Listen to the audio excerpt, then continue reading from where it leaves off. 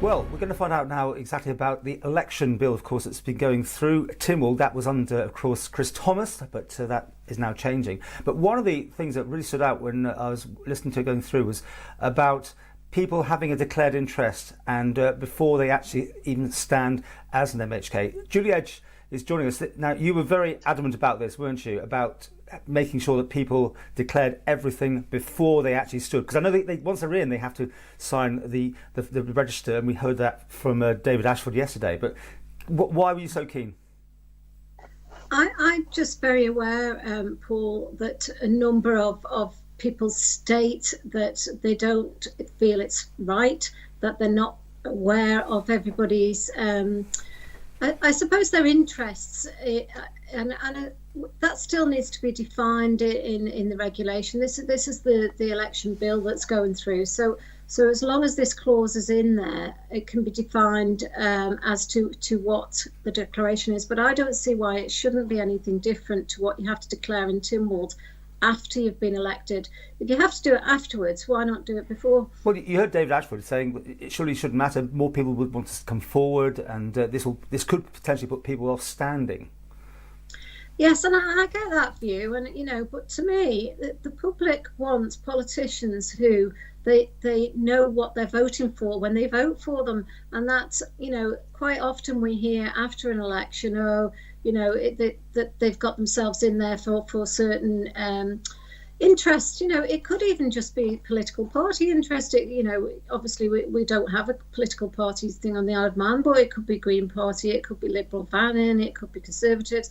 And I think people have a right to know what people's views are and whether it could persuade their voting options for the public when they're in Tynwald. Well, council ministers didn't like this. They block voted, but then they changed in the end, did they? They could see the way it was moving, and you have now got that through, haven't you, that amendment? Yes, and obviously it goes up to Legislative Council now, and obviously there's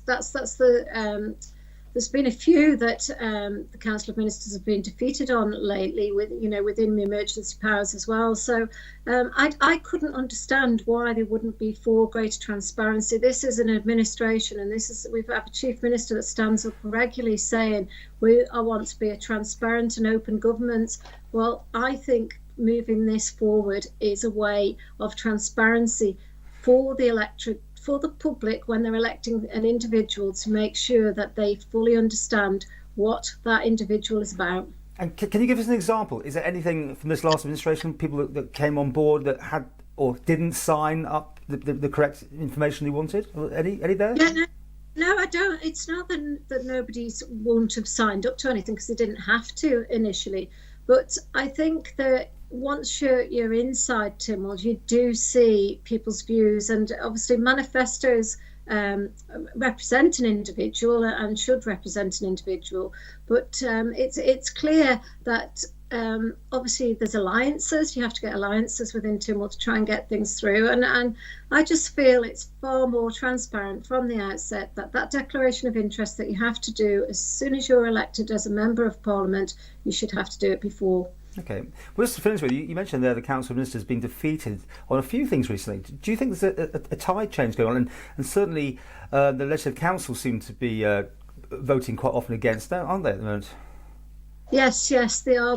I think there is a tide change, and I think people are prepared to speak up and do the right thing. Certainly the elected House, the House of Keys, is where the policy and that should be getting made.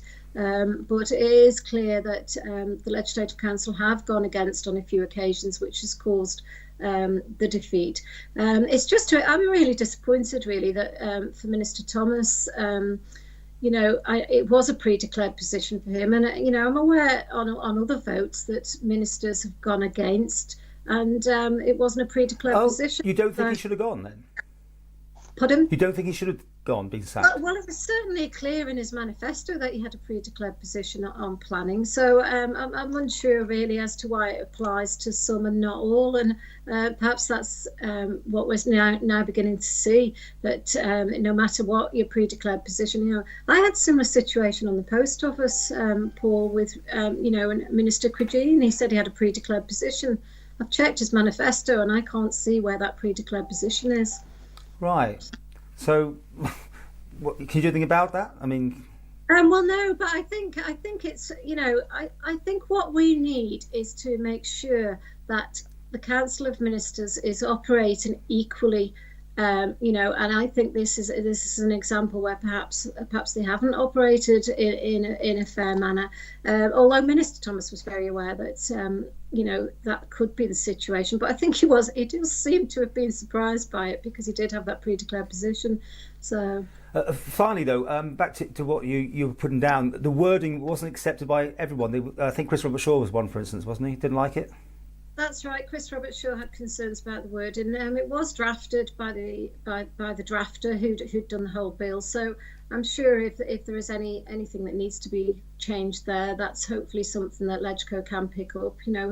We should try and get it right in House of Keys, which we have done. However, if a member has highlighted something, it can be looked at. And people watching this, do you think it will actually put some people off standing, which is what the point is in the first place, wasn't it?